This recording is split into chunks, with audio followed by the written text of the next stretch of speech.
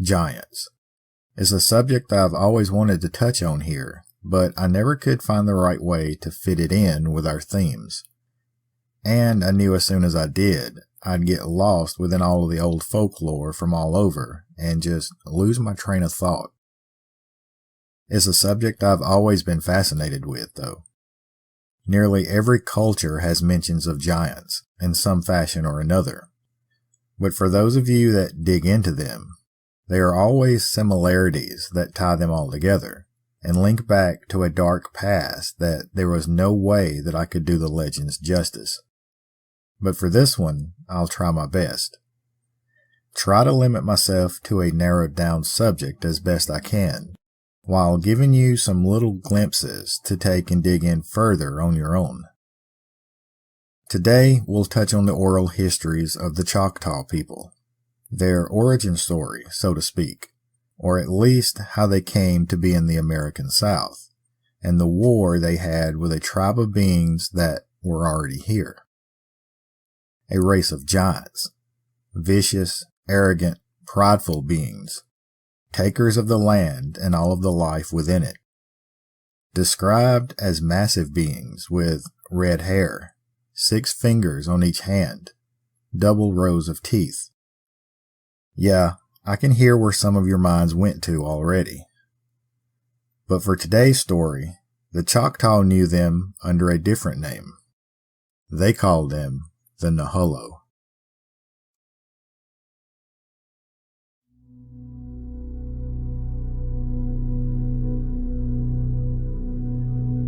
Everyone loves a good, strange, weird, or bizarre story. Well, welcome to the American South, where dark legends and haunted history lurk around every corner. Where superstition, folklore, and a touch of backwoods magic blend with everyday culture. Some say, in order to survive. This is Dixie After Dark.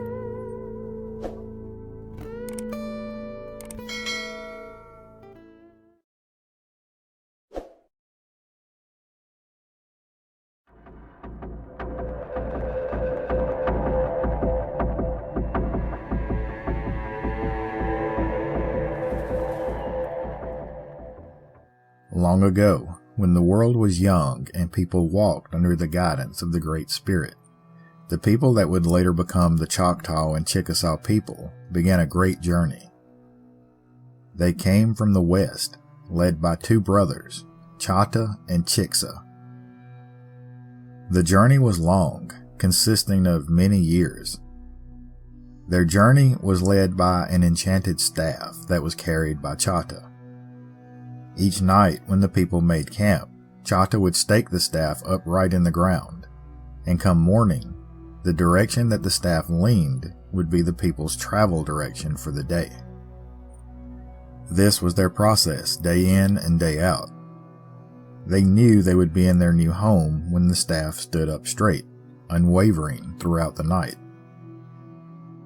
After years of wandering through the land, the band of people came to a massive river, one much larger than they had ever encountered before, the mighty Mississippi. They made camp along the banks, but come morning, the staff had spoken. It motioned for them to cross the mighty river and to continue east. After crossing the Mississippi River, they found themselves in a rich land, dense forest, and teeming with wild game. But as happy as they were with the new land they had found, the staff still encouraged them to travel onwards, toward the more rocky terrain of the Appalachian foothills. Through those travels, they encountered large earthen mounds, and they realized that they were not alone. And before long, they encountered them, a tribe of people called the Nahullo. According to Choctaw legend, the Nahullo were a giant people, literally. They were described as massive, far taller and broader than the Choctaw and Chickasaw warriors. The Nahullo were described as pale-skinned, with orange or red hair. Some legends describe them with 6 fingers, and a double row of teeth. The Nahullo did not live in harmony with the land. They didn't farm or take care of the land. They simply took from it. And not only did they just take from the land, but they also took whatever they wanted from those that they encountered. The Nahullo were a fierce and aggressive people, and when the land had no food of its own to offer, they turned their hunger on those tribes around them. Countless Choctaw legends label the Nahullo as cannibals, only adding to their horrible and unnatural presence. And when it came to the Choctaw and Chickasaw people, the Nahullo saw them as trespassers and prey. War was inevitable. The battles were bloody and ruthless, and all in favor of the Nahullo. The Choctaw and Chickasaw stood no chance against the much larger foe. Surviving oral histories tell how the Nahullo wielded spears the size of fallen trees. The Nahullo crashed through lines of warriors, and many Choctaw and Chickasaw were lost. Choctaw and Chickasaw quickly saw that their people would not win this war on strength alone. The Nahullo's strength and size was their greatest asset, but to Choctaw and Chickasaw, they saw this as the Nahullo's greatest weakness. They knew that in order for their people to survive, they would need to outsmart the Nahullo. The Choctaw and Chickasaw began to fight from the shadows, using the thick forest to their advantage by setting ambushes from ravines and overgrowth. They would strike out at the giant's legs, then retreat before the Nahullo could turn and face them. They would also lure the Nahullo into swamps, wetlands, or ravines, where the land itself would slow the Nahullo down because of their sheer size and weight. The war became one of intelligence and endurance, a war that eventually shifted to benefit the Chickasaw and Choctaw. And before long, the Nahullo found themselves losing battle after battle. Groups of Nahullo found themselves cut off from each other, unable to regroup, and defeat was at hand. The Nahullo found themselves faced with only two possible ways of survival: flee or surrender. The Nahullo were too arrogant and proud to live under the rule of a people they had sought to destroy, so they ultimately chose to flee. They couldn't retreat out west though. The Choctaw and Chickasaw had that path cut off, so the Nahullo retreated north into the unknown lands of the mountains. Some stories say that the Nahullo didn't go far though, taking refuge in the peaks of the Appalachians, taking on the lives of secret yet powerful mountain dwellers, never to be seen by the Choctaw or Chickasaw ever again. Other legends say that the Nahullo continued on further north, eventually being swallowed up by time and the wilderness itself.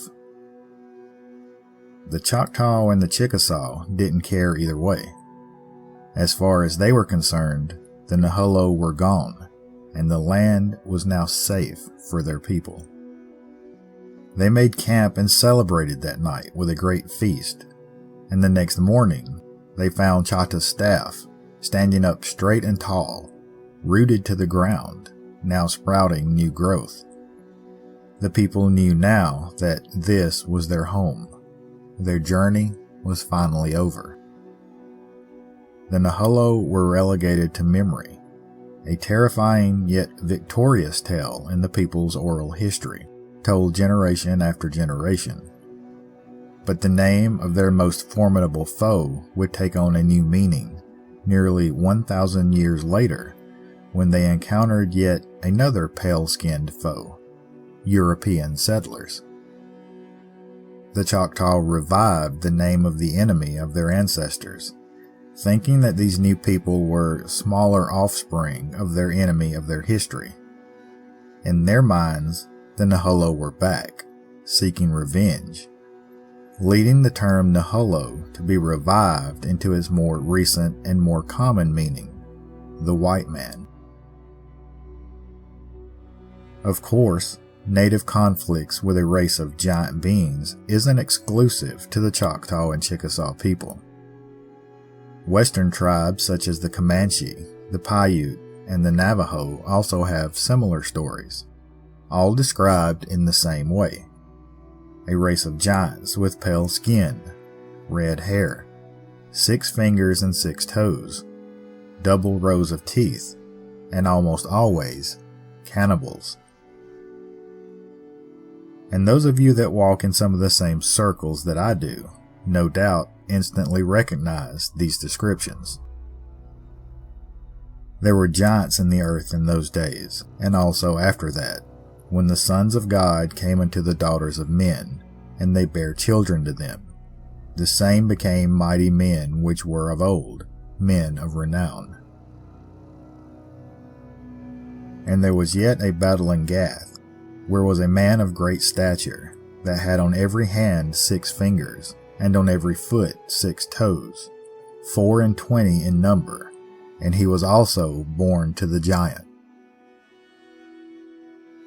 And all the others together with them took unto themselves wives, and each chose for himself one. And they began to go unto them, and to defile themselves with them. And they taught them charms and enchantments, and the cutting of roots, and made them acquainted with plants. And they became pregnant, and they bare great giants, whose heights was 3,000 ells, who consumed all of the acquisitions of men. And when men could no longer sustain them, the giants turned against them, and devoured mankind. And they began to sin against birds, and beasts, and reptiles, and fish, and to devour one another's flesh, and drink the blood. Then the earth laid accusation against the lawless ones. And with connections such as these, archaeologists and historians seem to run for the hills. We could go on for video after video of what archaeologists won't say, but for the sake of this presentation, let's look at what archaeologists will say. Archaeologists and historians all agree that the Choctaw people are known as the mound builders, but not in the sense that they originated the culture. Nor are they the only ancient peoples that did this. But for the most part with mounds, especially in the American South, they are found in regions that were inhabited by the Choctaw and Chickasaw tribes. The description we're given is that these people were basically the inheritors of mound building and simply continued the practice. One thing that historians agree with the Choctaw people on is that when they migrated to this region, the mounds were already there. Historians attribute the early and largest mounds to the Mississippian and woodland cultures, not particular tribes, but eras of prehistoric times. The Choctaw and other more modern tribes continued the culture of creating mounds for burials and seats of power, but at a much smaller scale. According to the Choctaw people, the reason was simple. Their human-sized stature simply weren't able to produce the grand scale of mounds that were in the Mississippi and Tennessee regions when they migrated there. As far as timeline, historians place the arrival of what would become known as the Chickasaw and Choctaw people to this area and the resulting conflict with the Nahullo somewhere between 800 and 1600 AD, using this time frame as the collapse of the Mississippian culture and the rise of our modern tribes and culture.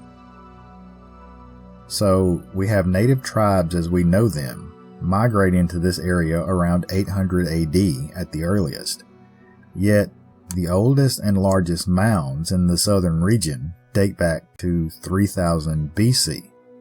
Some predating even the Great Pyramids in Egypt. So, mounds were being built thousands of years before the quote-unquote mound builders arrived on the scene.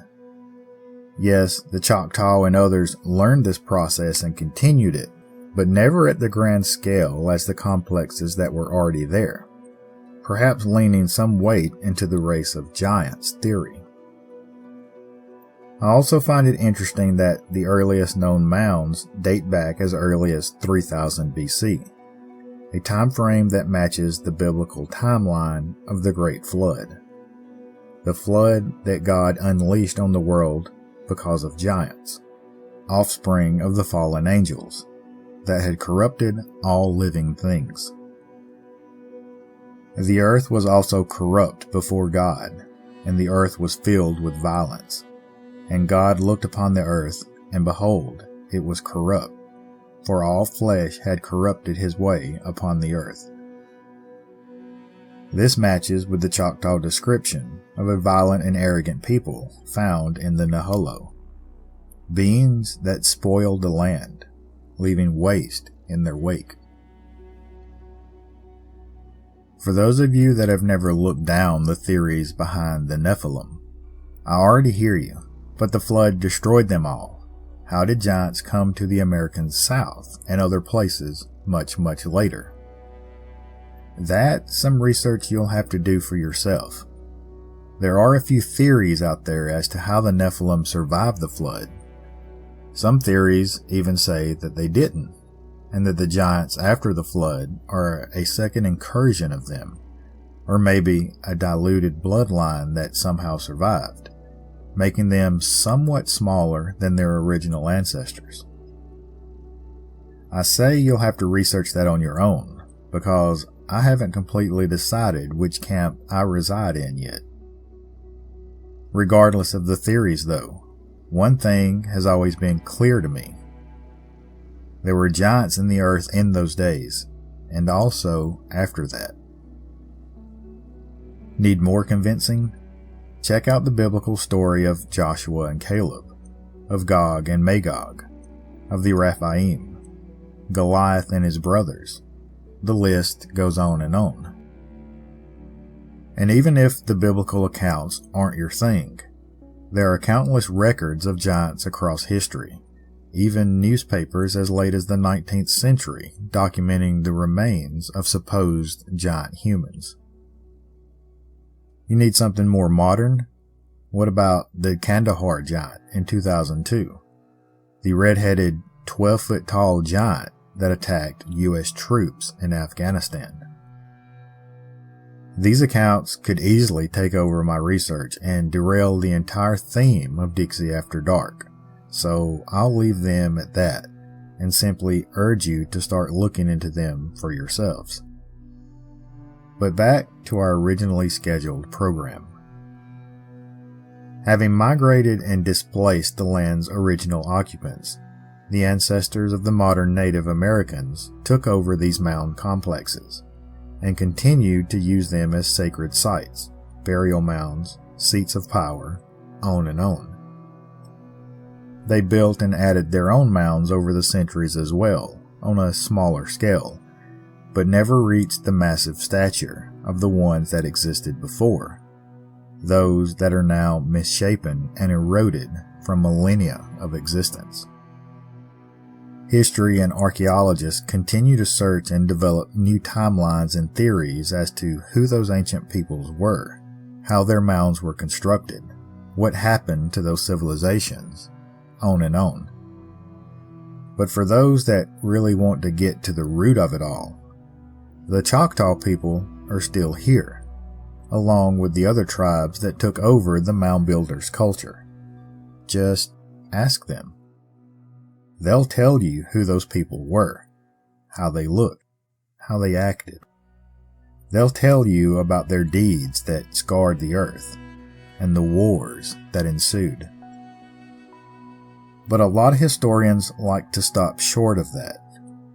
Or even if they do, they'll develop theories like, well, what they meant by this really is, or they were mistaken by this. What really happened was blah, blah, blah. Sure, whatever. Oral history, too many times, gets overlooked because it wasn't written down in some book somewhere, by European explorers. Well, we've referenced passages from another book here already, one that's older than history itself. And with that, historians will give us the same arguments. What it really means is this. What it should have said is that. It's a metaphor, just a parable, or, Lord forgive them, some will even say it's a work of fiction. To that, I just laugh. How about we go back to the Choctaw's more modern use of the word just to say, how very Nahullo of you.